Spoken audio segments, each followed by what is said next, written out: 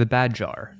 A couple of years back, my erstwhile friend and shenanigan ninja, Tony, went with me to explore an old busted up meat packaging plant. I don't specifically remember where the shit this place was. We had seen it while driving home from some adventure or another, and had a collective moment of, oh shit, when we get a chance we need to check this place out. The next night, that neither of us were too drunk to stand up, we went ahead and ventured in with an assorted bag of goodies. Urban exploration, right? There was a thread around here about that stuff. It's pretty neat. Might have been near Chicago, and I say meat packaging plant because that's my best guess. I have no fucking clue what this place was.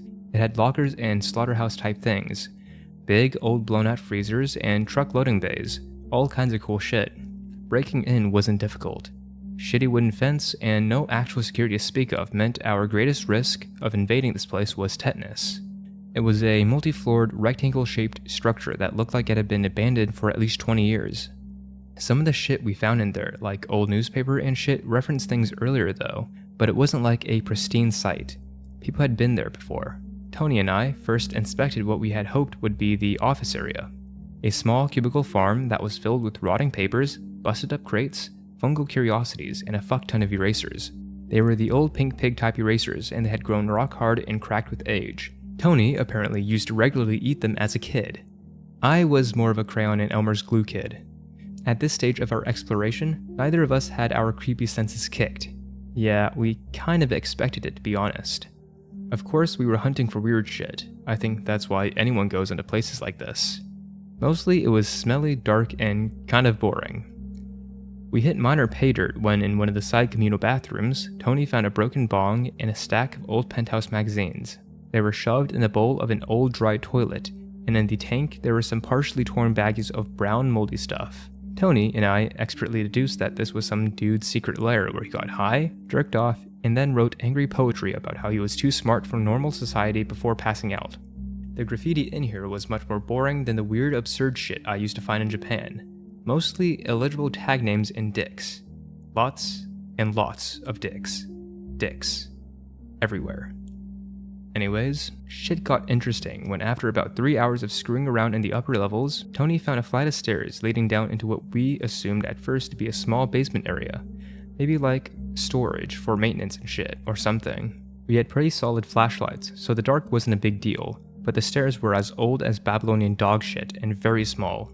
You could put your back against one wall, reach out and easily touch the other wall. Most stairwells are a bit broader than that in my experience. So, we go down this tiny little staircase and find out that instead of a small basement area, there is instead a very spacious underground warehouse level down here.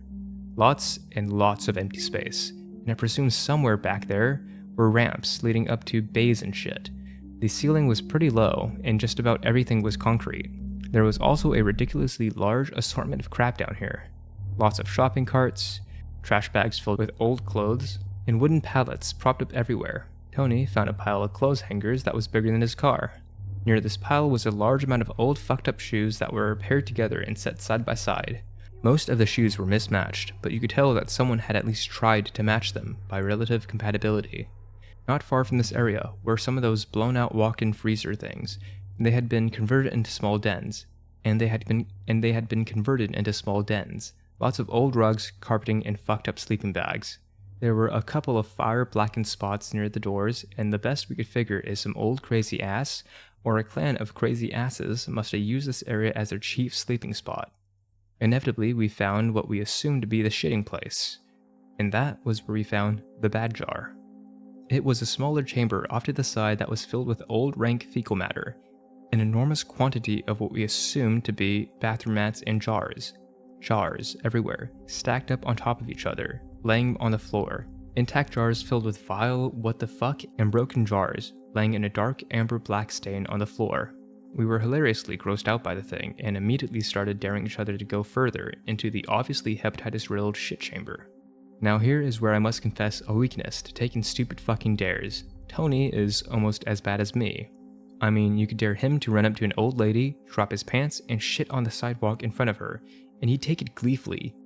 I have fewer limits, and thankfully he checks his dares to prevent me from ending up doing time or paying fines I can't handle. This time he didn't ease up.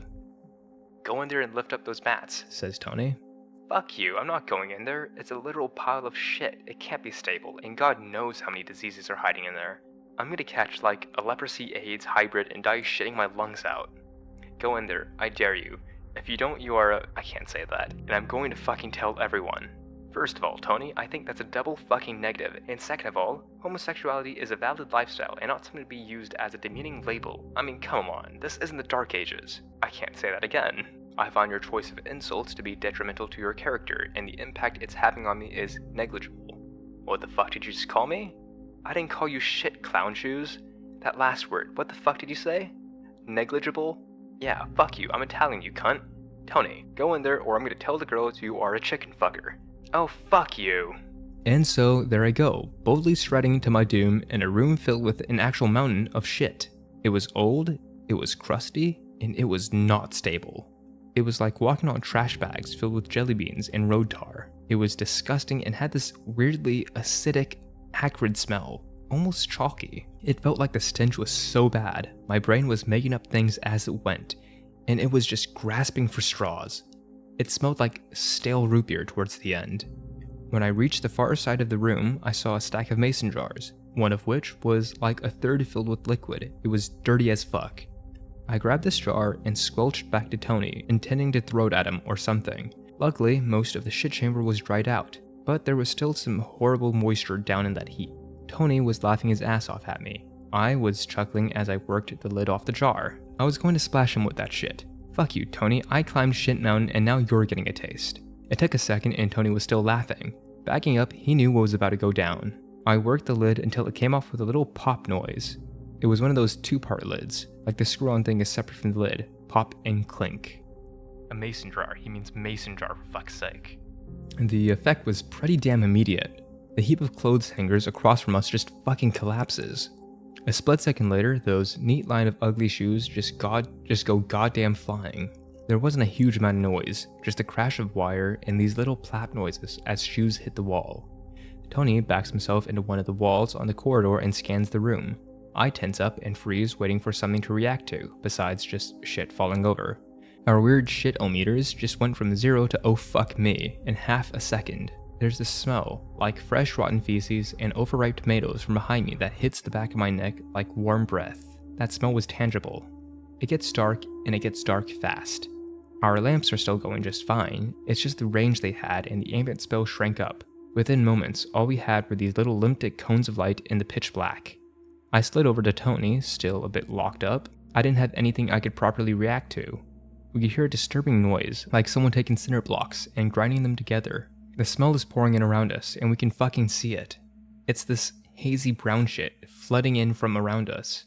I'm trying to figure out the fastest way out, but I hadn't exactly committed this place to fucking memory. Tony's got his knife out of his backpack, and I'm starting to wish that he had gone ahead and brought his gun. That's what I get for talking him out of it, right? I figure we are fucked, but we can at least go down like badasses, and I close the jar, set it down, and get ready. Immediately, the freaky shit stops, like I had flipped a switch. Bam. The stench is gone, it doesn't pull back or retreat or anything, it just stops being there. Ambient light is back like it never left, smells go back to weirdly tolerable, shit's still scattered around, and the hangers are thrown to shit. But the whole fucking impending doom thing stops entirely. We are quiet for a moment. Tony throws me a look, and I shrug. I have no fucking clue, man, I says. Get one, he says. So I start thinking. It's Winnie the Pooh shit, really. I stop looking around and get to postulating. Tony is keeping an eye out. I reach down, pick up the jar. The lid's tighter than I had left it, I think. I unscrew it. Shit goes sideways. Stench is back, not oozing up on us like before. It's back right where we left it, right the fuck there. Lights go from workable to laughably worthless, and we can hear wooden pallets smashing into the sides of the chamber. Tony is not having any of this shit. Close the fucking jar. Close it right the fuck now. I closed the shit out of that jar. Like a light switch, it goes right off again. Tony, what we have here is a bad jar. What the fuck is in that shit? I thought piss, but apparently not. Or maybe just like cosmically bad piss. Fuck that shit. Throw it back in there and let's get the fuck out of here. I don't think that's such a good idea, Tony. If I throw it and it breaks, I have the distinct feeling we're going to get fucked. Well, just put it down. Shit, dude, I don't care. Let's go. Fuck that thing. If we leave it here, dude, some fucking teenager could come down here looking for a porn stash and, I don't know, knock it over or some shit. That is most seriously not our problem.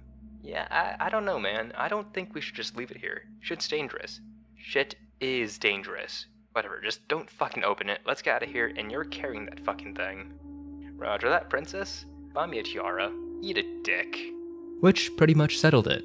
Tony and I vacated the area with all due haste and no other weird shit interfering with our egress. I had the bad jar secured in my backpack, wrapped up in a towel, and it was pretty safe, as best I figured. On our way out, though, I kind of wondered about the other jars in that shit chamber. I mean, it was a real whisper of a thought, but if this jar was bad, it probably served to reason that all those other jars in there were also bad. Not exactly something I like entertaining. After our little adventure in that old ruined factory thing, Tony and I decided to lay off the gas for a bit and keep it cool. For a couple of weeks, we just kept it easy. We were sharing a little apartment thingy before we hit the road back to California. The bad jar went into the closet in my room. I was fascinated by the thing. It was gross as hell though, so I very carefully cleaned it up and attempted to at least half sterilize it. I'm not sure you can technically half sterilize something now that I think about it. I mean, it's either sterile or it isn't. Whatever. I soaked that bitch in hydrogen peroxide, iodine, whatever I had available at the time. We got bored though. Going to work and acting like normal dudes can last us maybe a week. And after that, we get weird. And before you know it, one of us is naked in a dumpster and the other one might actually be partially on fire. One night, not too terribly long after, curiosity gets the better of us and we take the jar out, set it on the table, and start trying to figure it out. Alright, so this jar, you open it up and bad shit starts happening, Tony says. That's the general effect, I think, yeah? I says. Is the bad shit in the fucking jar? That shit seemed to be coming from, like, everywhere. Not entirely sure, Tony. You got a point, though. I didn't see anything coming out of the fucking thing. Maybe the smell? No, that definitely came from the sides. And whatever was throwing that shit around. That didn't come out of the jar, but it seemed to be moving towards us for sure. Right, alright. So maybe when we open this thing, shit comes towards it, like it's some sort of shit singularity, and when you open it, shit comes flying into it. Open it. Shit, dude, I don't think that's a good fucking idea. We knew we were gonna open it again, just stop dicking around and fucking opening it. Yeah, alright, get ready. Tony is sitting across from me on this shitty couch we got from a Goodwill type store, and he's got his gun this time. It's nothing fancy, just a 9mm thing he keeps around. I grab the jar, take a second to chill out, and pop it. Nothing happens for a second. We're both tense as hell and nerves strung like violin strings. Then, from downstairs, there's a series of very loud, very rapid thumps. It actually sounds like it's coming from outside. Then a retardedly high-pitched screech, like someone's getting strangled or raped with 4 feet of rusted barbed wire wrapped around a stick. The windows crack, and the lights go out. I shut the fucking jar. The lights come back immediately, Tony is scowling, and I'm halfway between terrified and elated. He gets up and checks the window, and I'm staring at the jar when I hear him. There's a fucking dead cat. What the shit? Yeah, I think it's the old cat ladies from downstairs. The yellow one with the fucked up eye? Walter? Yeah, Walter. He's right there, look. I go over to check it out and notice a thin, bloody smear across the outside pane of our newly cracked window. Sure enough, Walter is sprawled out on the little railing just beyond the window. Looked like he'd either been killed and thrown out the window, or thrown out the window and killed by the impact. The last one was pretty unlikely though. If he had been thrown that hard, he probably would have shattered it. Walter was dead as fuck though. Looked like a cat bag filled with jelly. Alright, so, well, what now? I'm turning the jar over in my hands. Well, we have a jar that kills cats. I'm sure that's gonna be fucking useful, Tony says. He's got a funny look on his face. Mischief is afoot. Over the course of the next few days, Tony and I continue to fuck with the jar. Typically, we'll go somewhere and open it, for at most 4 or 5 seconds. On occasion, there would be little pauses before bad shit started going down. But for the most part, it was goddamn immediate. Inside buildings or houses seemed kind of dangerous, so eventually we started going outside to fuck with it. Whatever the hell it was, hated birds. The first time we opened it outside, like 3 dead pigeons dropped on us. And every time after that, somewhere we'd find a dead bird. Tony reckoned when we got back to Cali, he'd use it as seagull repellent, but I likened that to dropping a nuke to keep your kitchen clean. We tested it when other people were around as well, figuring maybe it only did it when we were around. Spooky shit a lot of the times doesn't pop up when a lot of folks are around. The first time we did that was at a little strip mall near the cigarette shop. It didn't care. Windows broke in rapid succession, and the owner comes running out and screaming at us in Persian before getting pale and running back in to call the cops. Streetlights went dark, and then blew out. We tried it at a church with pretty much the same results. It got darker, knocked over that thing with all the candles on it. I'm not sure what it was called, but we left. Neither of us are particularly religious, but we'd heard stories about nuns, and we didn't want one beating our asses for wrecking her shit. The only place it didn't seem to do anything was at a graveyard. Keep in mind that we were doing this for science. Of course we were going to do it in a graveyard. We found a pretty good-sized one. It still had tombstones, but most of it was shitty little plaques on the ground. Popping it there didn't break anything, nor did we get any stomping noises. It fucking stank though, but the stink came from the jar, not from around it.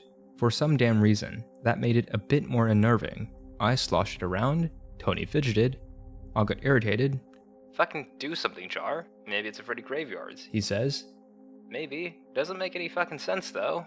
It's not afraid of cats, birds, or Persians. What the fuck can dead people do? Piss in it." "Yeah, okay." So I piss in it. Not a whole lot. I had been running a bit dry that day. When I finish, we close the lid and go back home, feeling a bit dejected. "Maybe we fucking broke the thing," Tony says, looking kinda let down. "That's a good thing, right? I mean, shit. I don't know, we could've used it for shit. Yeah, like, give it to some douchebag or something. Or use it to fight crime. Jarman. Fighting evil with a jar filled with Satan's piss. Beware evildoers or I'll break everything and possibly kill your cats. Poor Walter. Man, fuck Walter, I think he pissed on our door. Tony, I worry that urine factors entirely too much into our day-to-day lives. Urine can never factor too much." We put the jar back in my closet and pretty much forgot about it for a while. We ended up taking it to California with us, but during the trip, really didn't think about it. The trip itself was worth a few stories I'll have to get to sometime. Chiefly involved us hitting a dog that I think cursed Tony. Anywho, like 2 months after we get to Cali, we have a couple of girls over and decide, shit, let's take out the bad jar and fuck with it. We weren't really expecting anything since the graveyard, so Tony and I are being goofy and showing off for these ladies, and we pop it. Shit goes bad. It goes bad fast, and it goes bad hard. Lights out, couch just fucking collapses on itself. Plaster falls from the ceiling, the table flips over, and I think breaks the brunette's nose. We hear glass breaking, and the room fills with a stench that I could recognize fucking immediately. The blonde just starts this high-pitched wail that's both terrifying and fucking annoying. I can't see shit, I could hear Tony screaming at me to close the fucking jar, close it right fucking now, but I can't find the fucking lid, the inner part that seals it off. I'm reaching around the floor trying to fucking find it, holding the bad jar in my other hand. I could feel the blonde's leg and she recoils away from my touch. I could feel carpet, I could feel part of the table's leg, and then I could feel, oh fuck, something. It's like cold wet clay, squishy with a hard, thin outer shell that just makes my brain go completely apeshit. Tony's voice is sounding like it's coming from really far away and weirdly muffled, like he's got a pillowcase on his head. I'm still trying to get the goddamn second part of the lid when I feel a hand come down on my shoulder hard. I nearly piss myself right there. But it's Tony. I can feel him reaching around and he bumps something into my face. Thankfully, it's not a dick. It's the other part of the lid.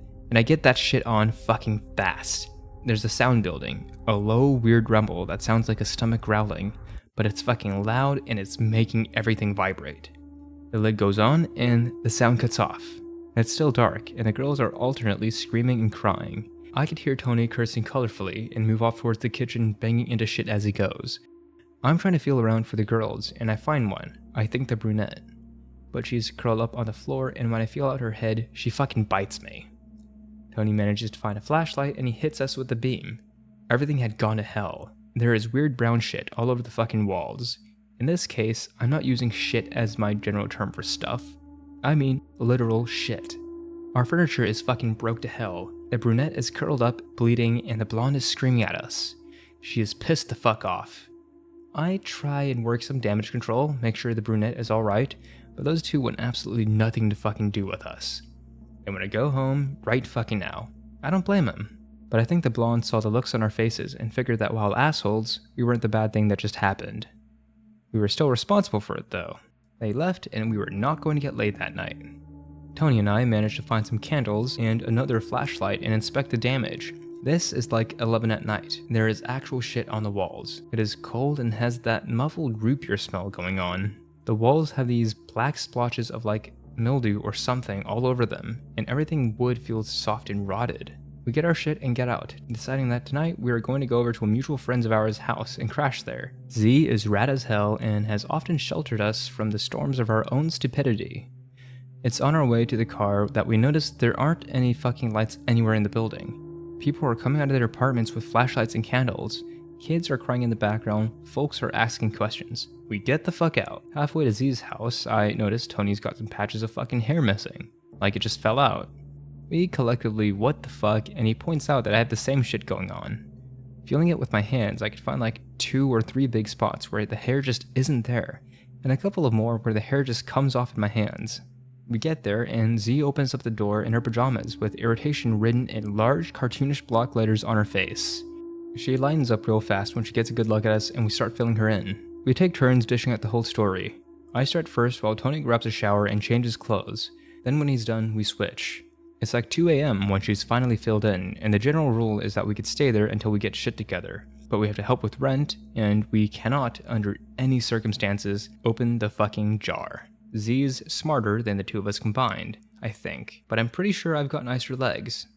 Long story short, our hair grew back, mostly. I still have a small patch missing in the back. We got in trouble for wrecking the apartment, never heard from those girls again, and Tony married Z. We didn't fuck with the jar for a good chunk of time, and when we went our separate ways, the jar went with me. I pretty much didn't fuck with the thing until a couple months ago, but well, that'll have to wait until Bad Jar Part 3, where I use the thing to become the King of Portugal.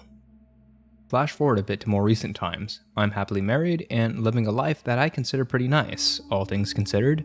It took me a while to get housebroken, but for the most part I am. The bad jar is on my bookcase, next to my grandfather's kissing jar, and surrounded by various odd paraphernalia I've picked up over the years.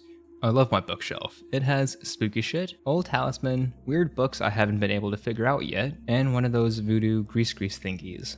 My wife and I have plans for our future. They are pretty sweet plans, and our base is pretty damn stable. I mean, I'm not the king of fucking Portugal or anything, but I have a job and haven't been fired, and we won't go hungry anytime soon. My little sister, though, is having it fucking rough. I love her, but she has problems. We had trouble as we grew up. Nothing I'm going to whine about, other kids have it much worse. But it was bad enough to leave impressions. I've learned how to deal with it for the most part. She really hasn't. I think she had just gotten out of her second divorce and was living with my mother. She displays a lot of borderline personality issues. I think one of them is like cyclical paranoia. If you're around my sister for a month or so, she starts out loving you, then, not so slowly, starts to fucking hate you with every fiber of her being, convinced you are out to get her, are talking shit on her back, and plotting her despair. The longer you are around her, the more you become the single driving force behind all her miseries.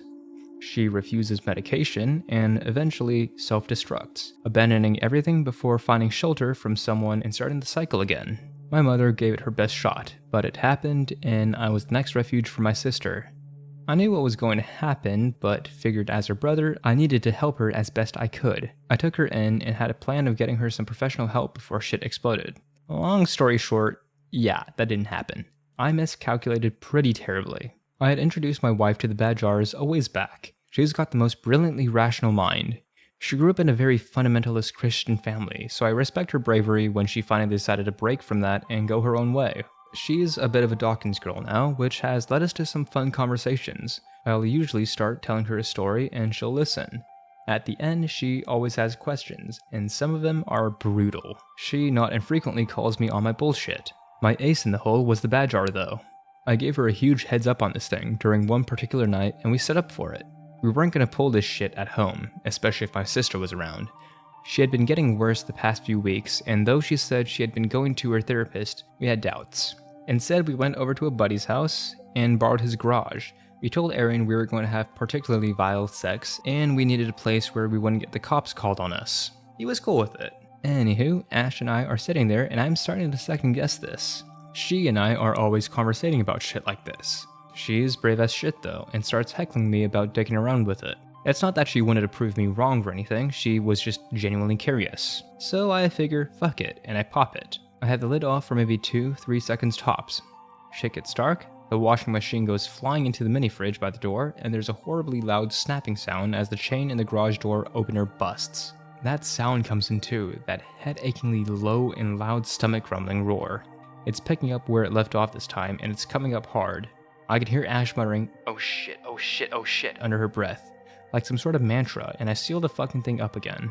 It's dark, my flashlight isn't working, there's the smell again. She finds my hand and we make our way to the door. Using the light from the hall, we can see that, yep, shit's wrecked in Aaron's garage, and there is, again, literal shit on the walls. Aaron is coming down the stairs in his boxer shorts and asking us what the fuck is going on. I have a jar filled with what I think might be the physical incarnation of some obscure oriental hell, and I opened it in your garage, I say. Aaron scratches his balls. Did you shit on the floor? What the fuck is that smell? I shrug. Yeah. He goes back upstairs and goes to sleep. Aaron is one of those guys who can inexplicably not give a fuck about anything. Since Tony moved to Montana, he's sort of become my surrogate comrade in tomfoolery. The guy just gives absolutely zero fucks. It's quite admirable, I think.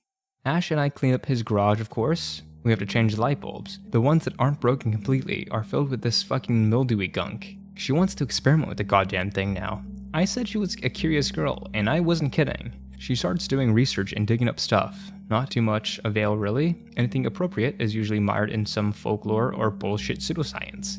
We don't open it up again, but when she wasn't at work, she was usually messing around with it and thinking. It didn't radically change her beliefs or make her less of an atheist or anything like that. A lot of stories I've read have weird shit happening to an atheist and they always end with, "Oh shit, God is real, what have I done?" bullshit. Fuck that though, Ash was just curious as shit. I think she said something about wishing Dr. Egon was real so she could show him this thing.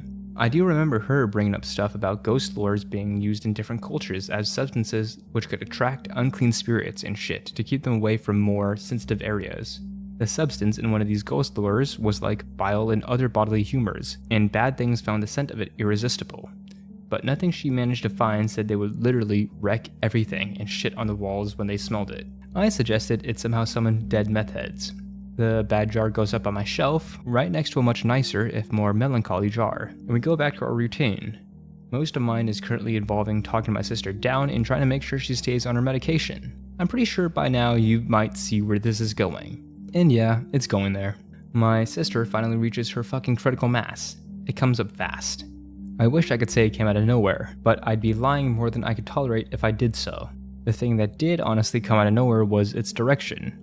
I expected her to blow up at me. I've had the most interaction with her, and to date, when given a choice between blowing up violently at a family member or somewhere else, she inevitably blows up at the family member. She blew up at Ash though. Started out accusing her of sneaking into her room and whispering in her sleep, putting poison in her pills, so she had been flushing them down the toilet instead of taking them, making unwanted sexual advances, all kinds of shit. We tried to talk her down, but she wasn't fucking having it, and started throwing shit and screaming. I tell Ash to bail, and I attempt damage control. The second Ash is out of her sight, my sister turns it right around on me, and starts screaming about how I'm trying to rape her. I go ahead and call the police. I'm not really big on involving the law, but she's one step away from grabbing something sharp and doing something stupid. Once she saw me actually calling the police, though, she got the fuck out of Dodge, and fast, which put me in a fucking awkward position. Ash was with the neighbors and had already called. When they finally showed up, we gave them details we could. Not that it served any real purpose, as she was fucking gone. Turns out, she went running back to my mother, who took her in again. I love my mother, but god damn it. Things go back to normal for Ash and I for the next few weeks, but it isn't much longer before my sister comes back with a gaggle of little boy toys to pack up her shit. She is moving to San Diego to be with her real family. People who care about her and have always hated me so much and are going to let her stay with them forever. These kids she has with her are like seniors in high school, and every one of them is mad dogging me, like they just can't wait to prove how tough they are. My father lives in San Diego. I haven't seen much of him in a decade or so, but I figure that's where she's going. I figure, fuck it, I can't fix her, maybe he can. Maybe someone down there can do something right. I step back and let her stomp around the house gathering her shit. She tries to swipe some of our stuff, at which point I say no fucking way in hell. She throws a fit and her little guys start getting in my face. Here is where I'd like to say I got into this awesome fucking fight and kicked like 8 high schoolers' asses and then built like a fucking canoe out of their insensate bodies, sailed across a frozen river and founded an independent America. It didn't exactly go down like that though. I told this kid I'd call the cops before they arrived, and they were aware of the situation, and they had already been involved in the previous reports here. If anything at all physical went down, people would go to jail, and they would go immediately, myself included. One punch, one push, everybody goes. End of story. To his credit, the little shit backed down. My sister threw her little fit and grabbed a bunch of her shit and cursed me out. I went in the kitchen and did the dishes, studiously ignoring her while keeping my eyes on them. Boys like that, they get all boner crazy and are liable to do stupid things. They left. It wasn't too long of an event. She hadn't made as much of a mess as I had figured, but sadly had taken a set of tiles she had given me long ago during happier times. That kind of bummed me out, but, well, what could I do about it? I was cleaning up when Ash got home that night and asked me what happened. I gave her the lowdown. She sighed and said wifely things and helped me out. It was right about then we noticed my sister had stolen the fucking jar. She doesn't know anything about it. We never told her shit about it, actually. All she knows is that it's important. I was always fucking careful with it, kept it clean, kept it next to the kissing jar. I brag and tell stories about just about every rad thing I keep in that cubby on the bookshelf, but I never said shit about that jar. I assume she had seen Ash looking at it. I think she took it to hurt my feelings. Well, to date, I've purposely kept myself out of the loop. All I know is that my father has been calling my mother and stepfather quite a bit in the past few weeks. For the most part, everything for us has gone pretty much back to normal. Well, as normal as it ever gets. I told Tony what happened to the thing over emails, and he replied, "Well then, we are not going to San Diego ever fucking again. Also, you are a retarded chicken fucker." I disagree with that statement though, as I'm pretty sure none of the chickens I may have allegedly fucked were in any way mentally handicapped. And so ends my involvement with the bad jar.